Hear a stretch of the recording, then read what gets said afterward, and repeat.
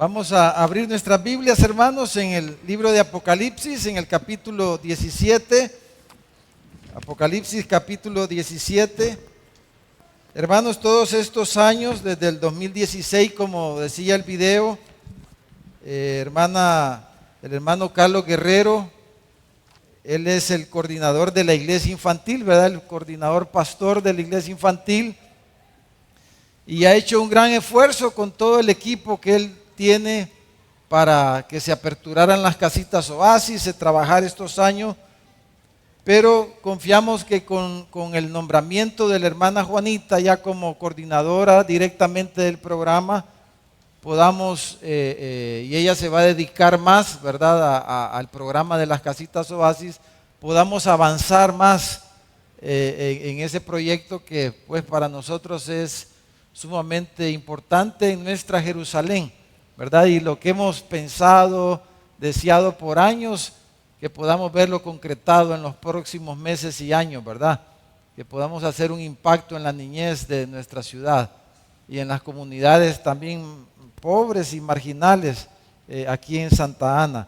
Así que estemos orando por hermana Juanita y podamos apoyarla lo mejor que podamos, ¿verdad? Y también quiero mencionar el caso de Jonathan y Hendrika. Para ellos van a estar regresando, si el Señor permite, a finales del año, ¿verdad? En diciembre. Son 3 meses prácticamente en la fase 2, que es un entrenamiento. Ellos van a estar viviendo allá en un hogar, al final de su entrenamiento, en un hogar musulmán, ¿verdad? Va a ser una bonita experiencia para lo que ellos se van a enfrentar después.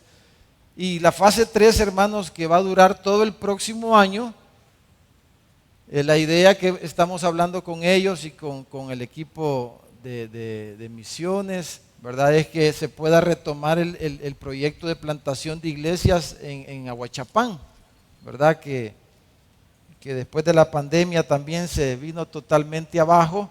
Y la idea es poderlo retomar en enero, que también viene un grupo de hermanos de la iglesia de Virginia que nos apoyan y podamos impulsar el otro año ese proyecto, y ellos van a estar pues liderando y el equipo que pueda trabajar allá en Ahuachapán. Así que estemos orando, ¿verdad?, por todas estas cosas, porque la obra, el reino de Dios no se trata de nosotros solamente, ¿verdad, hermano? Sino que el reino de Dios va más allá de nuestras 4 paredes.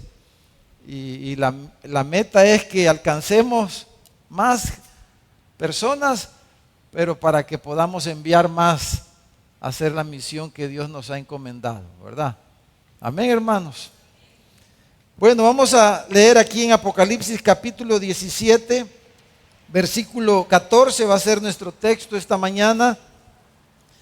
Recordemos que el libro de Apocalipsis es el libro, hemos dicho, hermanos, ¿de quién es ese libro? El libro de Apocalipsis, de los vencedores. El libro de Apocalipsis es el libro de los vencedores, hemos dicho. Es el libro de los vencedores. De eso trata el libro, de la victoria de Cristo, de la victoria de nuestro Señor Jesucristo, de la victoria del Cordero de Dios, del Hijo de Dios que se encarnó, como hemos cantado esta mañana. Se trata de la victoria de Él, pero el libro nos llama a ser vencedores, a ser victoriosos a nosotros también. Por eso en el versículo 4 del capítulo 17, hermanos, dice, es nuestro texto, pelearán, dice, ¿contra quién? Contra el Cordero.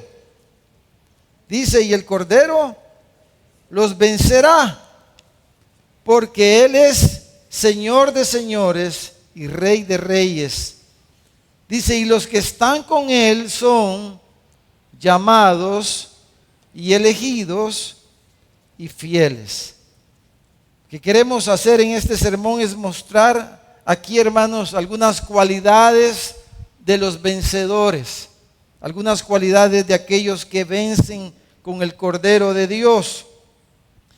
Pero para poder ver y comprender mejor este versículo 4, necesitamos verlo en el contexto de lo que está pasando en todo el capítulo 17, ¿verdad? Si usted mira todo el capítulo 17, aquí en Apocalipsis, vea desde el versículo 1 de qué se trata el capítulo 17. Y usted puede ver el capítulo 17, incluye el capítulo 18, trata de lo que le llama el libro la Babilonia, la Gran Babilonia. Y trata sobre la destrucción, sobre la caída y la destrucción de Babilonia. En ese contexto de la derrota, de la caída, de la destrucción de la Gran Babilonia, en ese contexto, Juan, ¿verdad?, el escritor del libro, nos dice acerca del Cordero que los vence y de aquellos, dice, que están con él. Hay 4 cualidades allí que se mencionan, pudiéramos decir, de estos que son vencedores con el Cordero de Dios. En primer lugar dice que están con él. En segundo lugar dice que son llamados, que son elegidos y son fieles. Vamos a ver esas 4 características. Pero leamos el versículo 1 y veamos lo que Juan está diciendo al principio del capítulo 17. Dice que vino entonces uno de los 7 ángeles que tenían las 7 copas y habló conmigo diciéndome: ven acá y te mostraré la sentencia contra la gran ramera, la que está sentada sobre muchas aguas, con la cual, dice, han fornicado los reyes de la tierra y los moradores de la tierra se han embriagado con el vino de su fornicación. Dice, y me llevó en el espíritu al desierto y vi a una mujer sentada sobre una bestia escarlata llena de nombres de blasfemia que tenían 7 cabezas y 10 cuernos. Y la mujer, dice, estaba vestida de púrpura y escarlata y adornada de oro, de piedras preciosas y de perlas, y tenía en la mano un cáliz de oro lleno de abominaciones y de la inmundicia de su fornicación.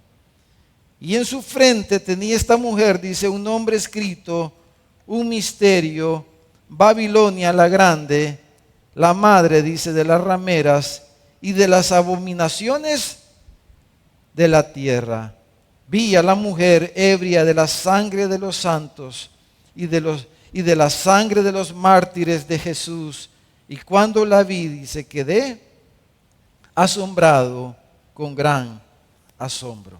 Ahí está una descripción de lo que es la Gran Babilonia, ¿verdad? Ahora, quiero que leamos ahí en la pantalla lo que dice el doctor Martin Lloyd-Jones acerca de lo que representa Babilonia. Se han dicho muchas cosas acerca de quién es Babilonia, que es una ciudad, obviamente. Babilonia, el término aparece en la Biblia, allá en el capítulo 11 del Génesis, ¿verdad? Los hombres de entonces construyendo esta ciudad y querían hacer una torre que llegara hasta el cielo.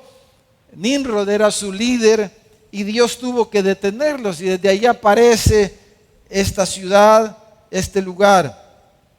Babilonia, el término quiere decir confusión, pero el doctor Martin Lloyd-Jones dice lo siguiente: Babilonia la grande, dice, la madre de las rameras, representa sin lugar a duda el poder, dice, seductor del mundo y el pecado. El poder seductor del mundo y el pecado. Todo lo que hay en el mundo que tiende a atraernos y seducirnos y nos aparta, dice, de la sencillez y pureza que es en Cristo. Cualquier cosa en el mundo que nos aparte o seduzca es igualmente mala, ya sea la cultura o el noble idealismo. Si nos separa de Cristo, es una manifestación, dice, del poder atrayente y seductor de la gran ramera. En 2 palabras, pudiéramos decir que Babilonia representa ¿a quién, hermanos? Al mundo, ¿verdad?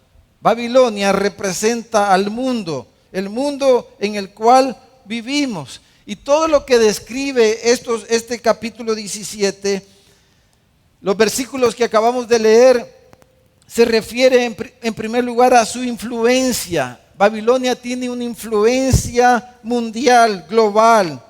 Es el sistema anticristiano, dijéramos. Es el sistema del anticristo, el mundo, el orden sociopolítico, la organización de la sociedad sostenida por el poder económico y político, el mundo. Ella es, dice Juan, la gran ramera. Los reyes y los habitantes bebían del vino de su fornicación. Ella influye en muchas personas. Ella se sienta sobre muchas aguas, dice el versículo 1.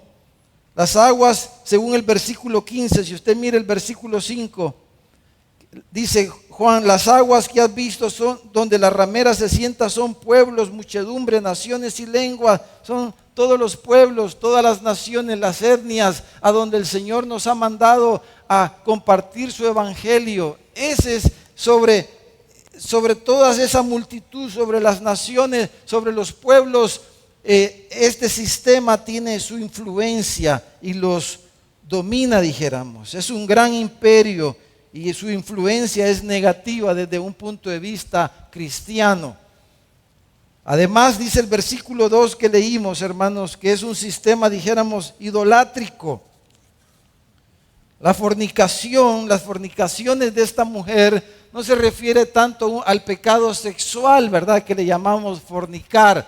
No se refiere al aspecto sexual del término, sino se refiere al pecado de idolatría. Es un sistema idolátrico. El mundo es un sistema de idolatría y se le llama un sistema fornicario porque en vez de adorar al verdadero Dios, ¿verdad? Adora cualquier otra cosa que no es Dios. El mundo adora. El mundo es un sistema idolátrico, es un sistema de adoración. Las personas adoran cualquier cosa. Otras religiones, otras personas se adoran entre ellas. Las personas en el mundo adoran equipos deportivos, adoran naciones, artistas, etcétera, etcétera, etcétera. Se adora cualquier cosa menos a Cristo. Ella, dice, se sienta sobre la bestia escarlata. La bestia, ¿verdad? Se refiere al sistema mundial, al gobierno mundial, en esencia al sistema, al gobierno mundial anticristo, anticristiano. La bestia se refiere al sistema mundial que va a llegar a ser dominado completamente por el hijo de perdición, por el hijo de Satanás, la bestia, donde ella se sienta. Este sistema, ¿verdad?, idolátrico que influye todas las naciones, la mente de todas las personas, los negritos, los blanquitos, los amarillitos, los rojitos, los pelo largo, pelo cortito, todo tipo de persona es influenciada por este sistema. Es un sistema idolátrico. Y cuando usted lee ahí en el versículo 3, versículo 4, versículo 5, usted puede ver cómo cuál es su apariencia. Y Juan la describe como una mujer, dice, prostituta. Usted sabe la apariencia de una prostituta. Pero Juan dice que ella, la Babilonia, es la madre de las prostitutas. O sea que ella es la dueña del burdel, dijéramos. Ella no solamente se prostituye, pero ella disipula a otras para que se prostituyan. O sea, para que vayan en el camino en contra de la adoración verdadera, que adoren a cualquier cosa menos a Cristo, menos a Jesucristo. Así es descrita. Pero es descrita con muchas joyas, con mucho lujo, con muchos adornos, porque así es el mundo, ¿verdad?, en el que vivimos.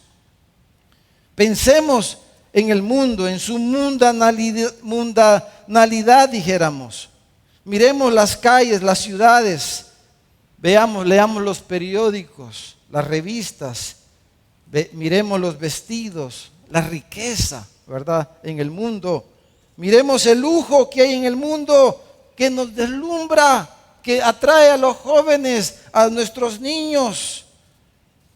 Miremos la orientación que hace el mundo de sí mismo, cómo se orgullece de sí mismo el mundo, cómo habla el mundo de sí mismo, de sus grandes hombres, de sus grandes mujeres, atletas, actores, poetas, científicos. El mundo es sumamente atrayente para todos nosotros y para las nuevas generaciones. El mundo, hermanos, todo eso representa la seducción del mundo. Cómo el mundo nos seduce, cómo el mundo nos atrae, cómo queremos tener las últimas tecnologías, los últimos vehículos y todo el lujo y toda la comodidad que el mundo ofrece. Entonces, la ramera, la Babilonia, el mundo, nos presenta ahí los ricos comerciantes, a las personas corrientes, a todo tipo de personas, a los reyes y a los príncipes. Se nos da una perfecta ilustración del mundo fuera de Cristo, presumiendo de su riqueza, presumiendo de su comida, ¿verdad? En las redes sociales, tomándole foto a la comida que comemos y publicándola, porque ese es el mundo que es descrito aquí. Presumiendo su ropa, presumiendo sus lugares donde va a vacacionar, presumiendo su comida, etcétera, etcétera. Por eso las redes sociales tienen tanto éxito, porque nos permiten y le permiten a la gente hacer alarde de todas estas cosas. De todo hacer alarde, porque ese es el mundo que Juan nos describe aquí. Presumiendo sus banquetes, sus carruajes, sus equipamientos, sus vestidos, toda su belleza, toda su gloria. Pero estos dos capítulos, que obviamente no los vamos a leer, pero el capítulo 17 y 18 describe todo esto que hemos tratado de describir, que le llamamos el mundo, ¿verdad? Pero nos describe la caída de eso, la destrucción de esto. Este capítulo, hermano, si usted precede o está en el contexto también de lo que le llamamos, lo que se conoce como el Armagedón, ¿verdad? La guerra que, no sé si va a ser la tercera o la cuarta guerra mundial, pero es la guerra que va a ocurrir en la gran tribulación antes del regreso de Cristo Jesús. Pero el mundo, el sistema va a terminar. Por eso es que Juan, en primera de Juan, en el capítulo 2, versículo 15, 16, el mismo Juan en su primera carta, y quizás la ponemos ahí en la pantalla rapidito, le decía a los hermanos cuando escribía su primera carta, les decía: no améis al mundo. Hermanos, dice, no amen al mundo. No amen al mundo, ni las cosas que están en el mundo, que hemos descrito brevemente. Dice: si alguno ama al mundo, el amor del Padre no está en él. Claro, el mundo nos atrae. No está hablando de que el mundo no nos atraiga. Si somos honestos, el mundo lo atrae a usted y a mí.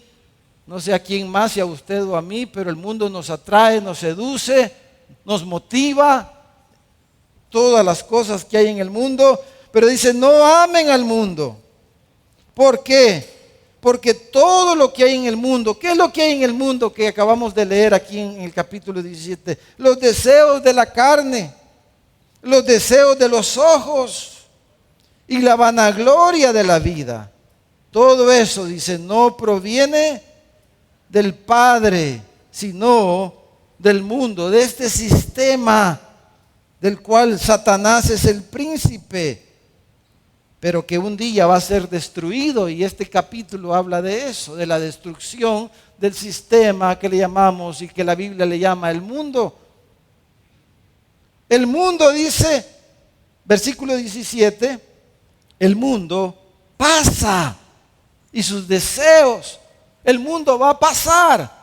El mundo se va a acabar como lo conocemos, con toda esa podredumbre que encontramos en el mundo y todos los deseos que hay en el mundo, y donde el dinero es el centro de todo eso. Pero el que hace la voluntad de Dios, dice, permanece para siempre. Y los vencedores que están en primer lugar, primera característica, dice que los vencedores están con el Cordero, dice el versículo 4. Si volvemos al versículo 4, ellos son vencedores. Ellos son los vencedores, los que permanecen, como dice primera de Juan 2:17, que permanecen, dice, para siempre. Y estos vencedores, dijéramos que se han unido a la compañía de Jesús y al Evangelio, por el Evangelio. Los que están con Jesús, como dijimos,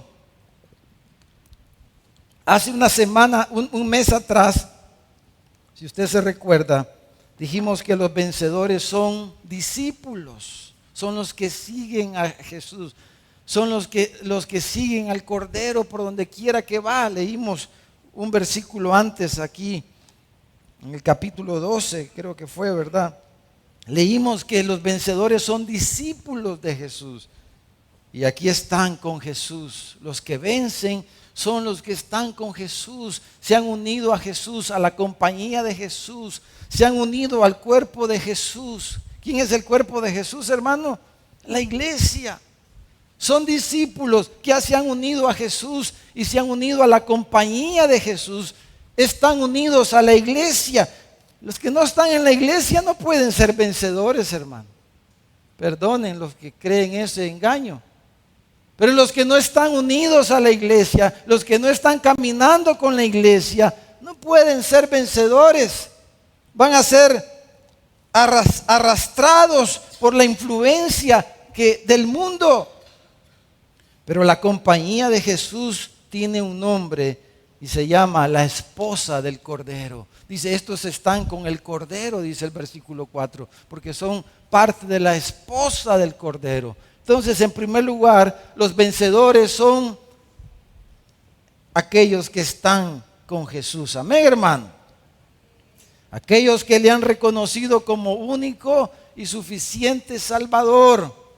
Aquellos que han abrazado y han creído el Evangelio del Señor Jesucristo y han venido a ser parte del pueblo de Dios, de la iglesia.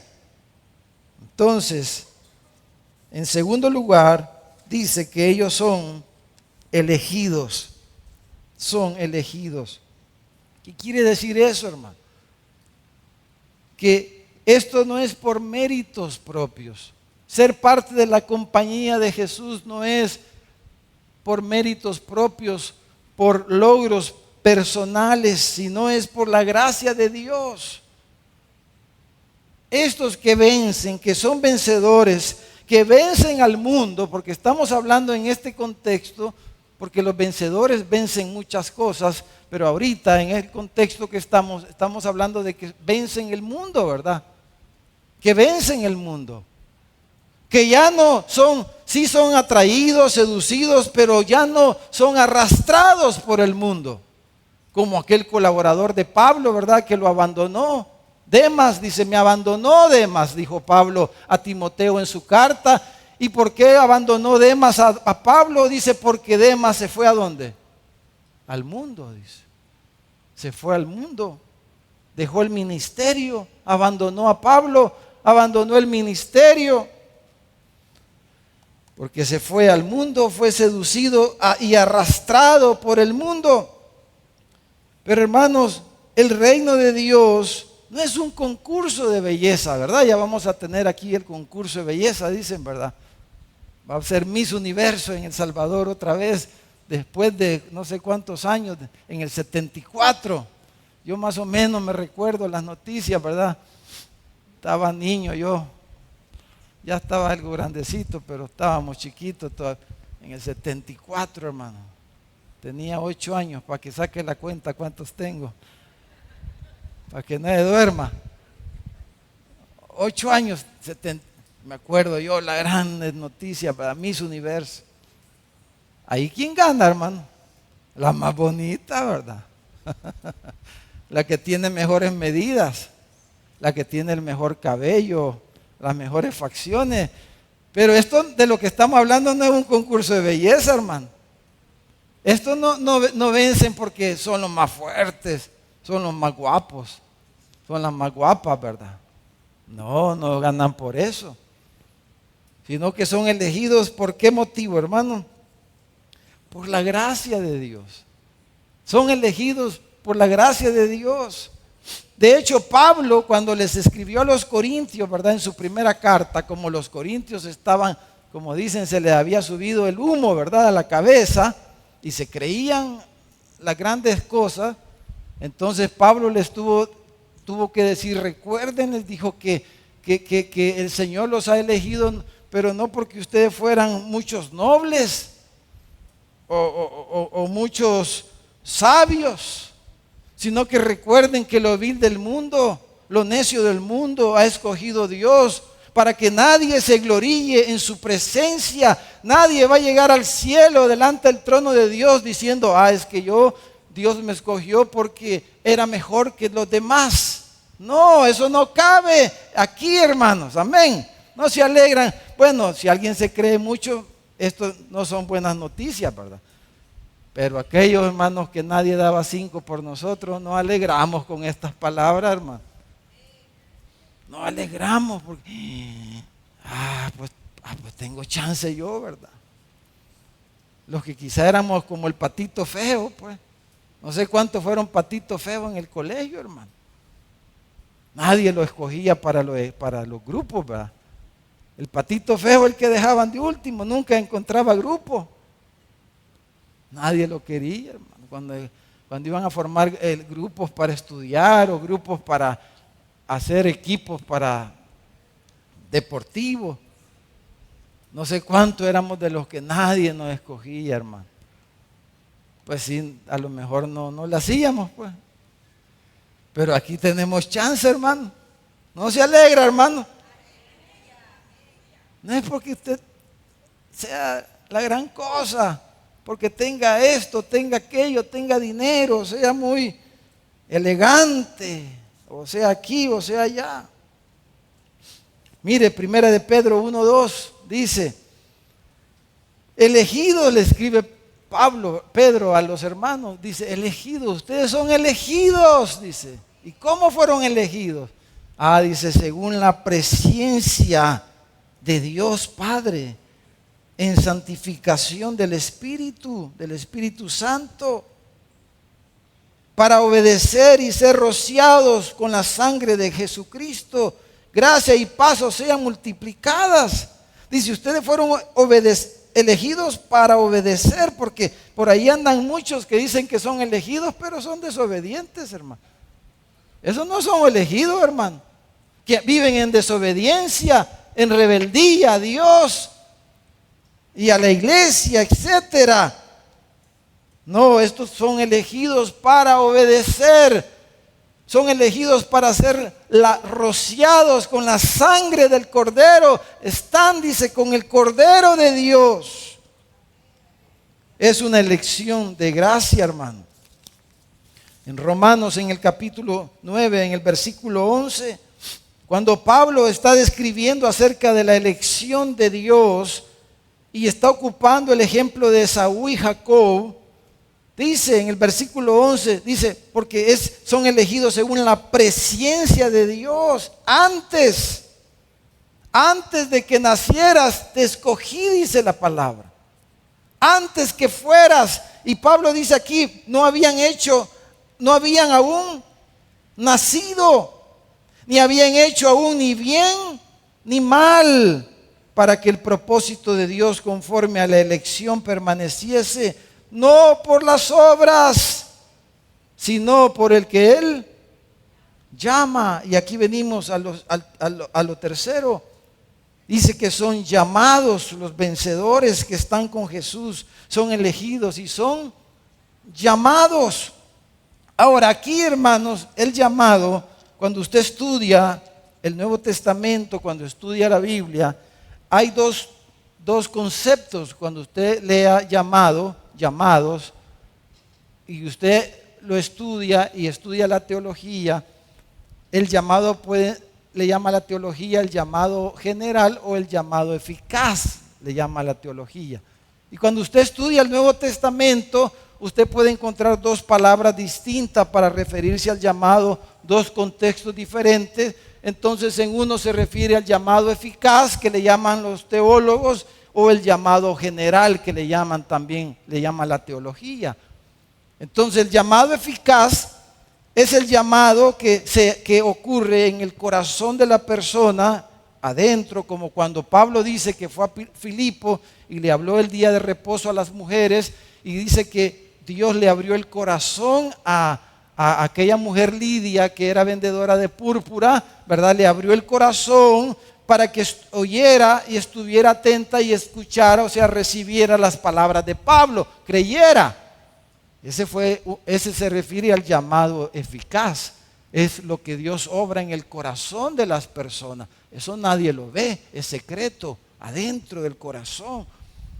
Pero aquí en el versículo 4 de Apocalipsis 17 no se refiere a ese llamado, sino se refiere aquí, dice estos son llamados, se refiere al llamado general. Y el llamado general, hermanos, es como dice, por ejemplo, Colosenses 1:23, cuando habla, dice así Pablo, Colosenses 1:23, ahí está en la pantalla, dice: si en verdad permanecéis fundados y firmes en la fe y sin moveros de la esperanza del evangelio que habéis oído, el cual, dice, se predica en toda la creación que está debajo del cielo, del cual yo, Pablo, fui hecho ministro o predicador. Entonces, el llamado general se refiere, hermano, a la predicación del evangelio. Por eso es que dijo Jesús, muchos son llamados. ¿A qué llamado se refiere allí? Al general.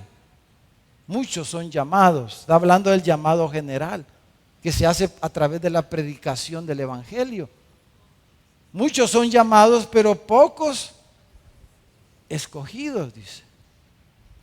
Porque la elección tiene que ver directamente con que Dios haga algo en el corazón de la persona.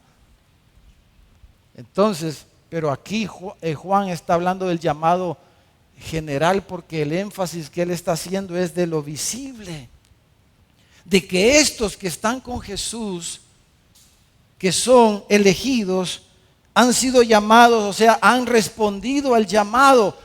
Es visible, es palpable. Todos se han dado cuenta que ellos respondieron al llamado de Dios. Ese es el énfasis aquí. No es algo escondido, secreto, sino que estos son aquellos que han dado evidencias externas, tienen un testimonio de que ellos han respondido al llamado de Dios por el evangelio. Por eso se han unido a la compañía de Jesús, son parte del equipo de Jesús. Han hecho una respuesta visible al evangelio. Entonces a eso se refiere Juan cuando dice que son llamados, porque usted puede predicarle el evangelio a un montón de gente, todos van a escuchar, pero no todos van a responder. Si usted está aquí esta mañana y no ha respondido al evangelio, usted está oyendo este mensaje o está viendo por las redes sociales este mensaje, si usted, siendo sincero, porque eso es entre usted y Dios, y usted dice, yo no he respondido, me atrae, me gusta, pero el hecho de que esté aquí esta mañana es Dios llamándolo a usted, es Dios invitándolo a ser parte de su pueblo. Y lo más probable es que usted ha sido elegido. Y por eso está aquí esta mañana. Porque el mismo Señor lo ha movido a venir y congregarse y escuchar la palabra de Dios. Pero no deje pasar hoy, porque la Biblia dice que hoy es día de salvación. La Biblia nunca dice mañana te vas a poder salvar. No, la Biblia dice si creyeres, ¿cuándo? Hoy, dice. Si creyeres hoy, si confesaras con tu boca hoy que Jesús es el Señor. La Biblia nunca dice mañana vas a poder creer. La Biblia dice hoy, porque mañana no sabemos. No te vayas de aquí. Que no termine este sermón sin que tú le digas al Señor, Señor, Yo quiero, Señor, atráeme a ti, te necesito, yo quiero ser de esos, ya no quiero amar el mundo, quiero estar contigo, Jesús. Y por último, dice que estos vencedores son fieles, hermano, son fieles. Y quiero conectarlos con el mensaje que compartí el día miércoles último, que hablamos de la parábola. Usted sabe, estamos hablando los miércoles de la parábola, lo invito. Ya está mejor el paso ahí por el paso de nivel. O si no, le podemos abrir aquí por el San Ernesto. O si está muy trovado ahí, le damos chance de que vaya ya por la Lamatepec. Y también le damos chance de que vaya hasta el Redondel y regrese. Mire, está fácil, hermano. Venir el miércoles, lo animamos. Pero el miércoles, hermanos, hablamos del mayordomo infiel, la parábola del mayordomo infiel, y quiero hacer referencia a la parábola esa. Y quiero terminar diciendo en esto último que los vencedores muestran su fidelidad, en particular, hermanos, la fidelidad haciéndolo, porque fiel quiere decir, la palabra fiel quiere decir que uno hace lo que se les ha mandado hacer. O sea, si usted es un siervo, ¿verdad? Es un empleado, un trabajador, y su jefe le dice, vaya, me vas a hacer esto, y usted lo hace como su jefe lo dijo, cabalito, entonces usted es fiel. Eso quiere decir la palabra fiel, que usted hace lo que el amo, el jefe, le dice que haga, y lo hizo cabal, fiel, ¿verdad? Entonces, ¿qué le dijo Jesús a sus discípulos, hermano? ¿Qué le dijo Jesús a los que andaban con él? En Mateo 28, hermano. Les dijo, vayan, les dijo, y hagan ¿qué? Discípulos a todas las naciones. Porque todas las naciones, como ya vimos, el mundo, ¿verdad? Este sistema maligno está influenciando, tiene poder sobre todos los pueblos, las naciones, pero Dios está contrarrestando eso y por eso nos ha envía a sus discípulos. Entonces la fidelidad en particular o en primer lugar debe demostrarse en que hacemos lo que Jesús nos mandó a hacer. Y Él nos mandó a ser discípulos. ¿Verdad, hermano? La iglesia no es una ONG de caridad. La iglesia no es una ONG educativa. La iglesia no es una ONG de buenas obras. No, la iglesia hace buenas obras, pero la iglesia, su misión no es hacer caridad. La misión de la iglesia es hacer discípulos. Y si usted y yo estamos de alguna manera colaborando, trabajando para que se hagan discípulos, entonces somos fieles. Porque Jesús le dijo a sus discípulos, vayan y hagan, vayan a todas partes, en Jerusalén, Judea, Samaria y lo último, vayan a las naciones, prediquen el evangelio, hagan discípulos, les dijo. Entonces, son fieles, dijéramos, a la misión de Jesús. Y recordando la parábola del mayordomo infiel, hermano, esta parábola a veces se confunden, ¿verdad? Porque creen y hay gente que dice, ¿cómo es esto? Porque dice que el amo del mayordomo infiel lo alabó, ¿verdad? Y decíamos el miércoles que la palabra alabar allí quiere decir una felicitación pública delante de todos los siervos de la casa y de los que vivían en la casa esa. El dueño, el rico, el hombre rico, dice que felicitó al mayordomo infiel, lo alabó, dice. Algunos creen que Dios es el que lo está alabando. ¿Cómo va a ser Dios, verdad? Si Dios es santo. No, el miércoles decíamos que tanto el hombre rico, el mayordomo infiel y los deudores del hombre, todos eran sinvergüenzas. Todos eran mundanos, pues. Todos no eran correctos. Porque si usted felicita a alguien que hace lo malo, es un hombre de valores. No, ¿verdad? Pero en el mundo eso pasa. Se alaba a veces a los sinvergüenzas, solo porque tienen éxito. Por eso dijo aquel, el fin justifica los medios, porque así es el mundo. No importa cómo lo haga, con tal que logre. Hay que aplaudirle porque logró la meta. Ese es el hombre rico. Por eso lo alabó, porque dijo, qué abuso dijo. Así quiero ser yo, dijo, porque se lo dibló, ¿verdad? Como dicen. Lo engañó. El hombre, el mayordomo infiel, no digamos nada. Y los otros, hermanos, los que debían, no eran sinvergüenza igual que el mayordomo, hermano. Porque si usted viene a alguien y le dice, mire, usted le debe a fulano, ¿verdad? Y viene el ayudante a quien usted le debe y le dice, mire, le voy a borrar aquí para que solo pague la mitad. Si usted fuera correcto, ¿qué le hubiera dicho? Porque usted es un cristiano de verdad.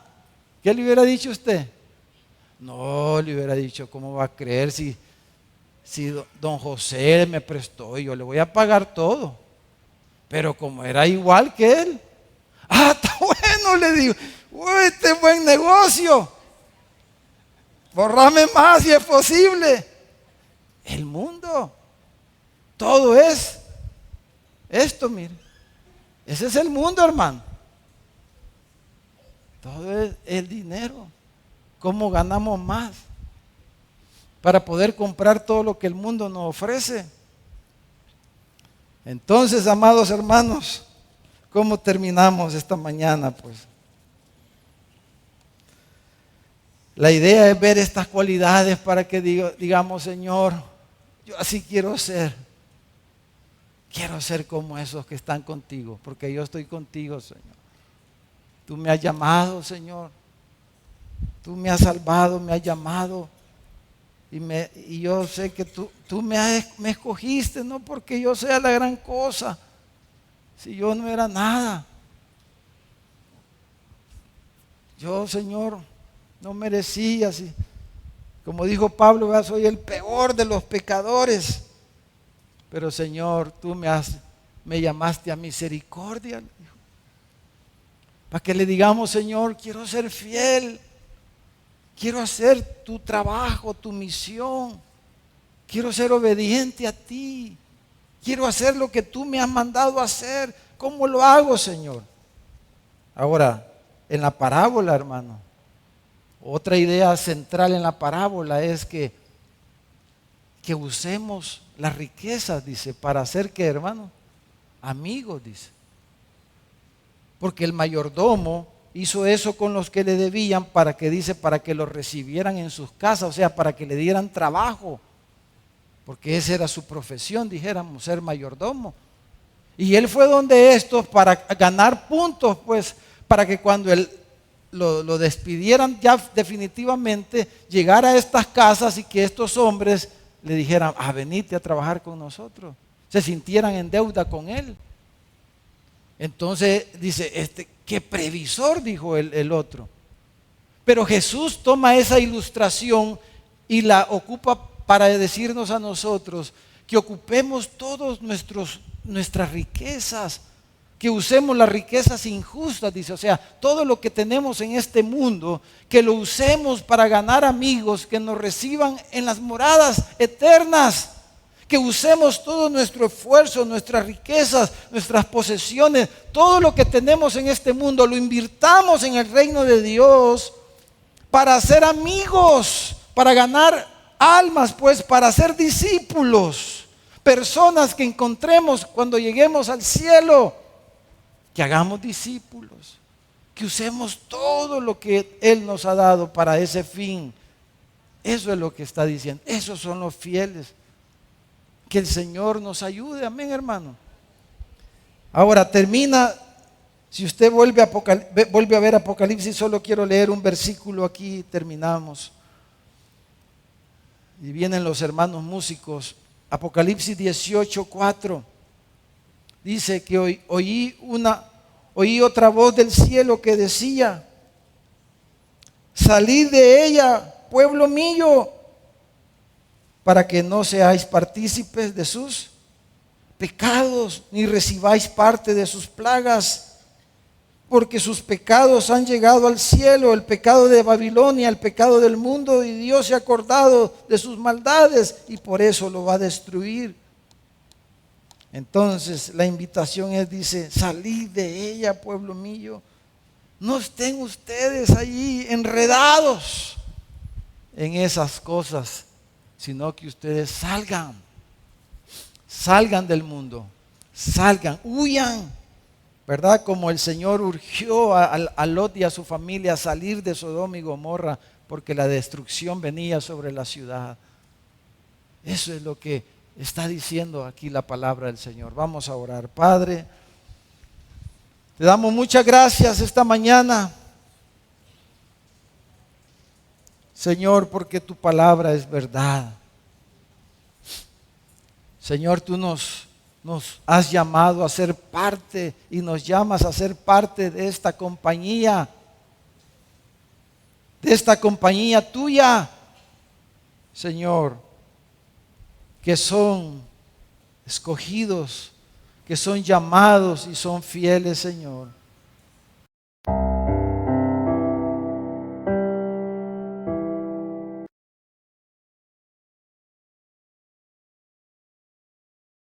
Gracias por estar conectado con nuestra iglesia. Espero que este sermón haya sido de bendición para tu vida. Si quieres ver otros sermones, puedes suscribirte a nuestro canal de YouTube o seguirnos en nuestras redes sociales. Recuerda que los sermones de nuestra iglesia estarán siendo transmitidos en vivo los días domingo a las 5 de la tarde y los días jueves a las 7 de la noche. Así que te esperamos. Si tú no has entregado tu vida a Jesucristo, si no has creído el Evangelio de nuestro Señor, te invito a que puedas orar, hablar con Dios y pedirle que venga a tu corazón.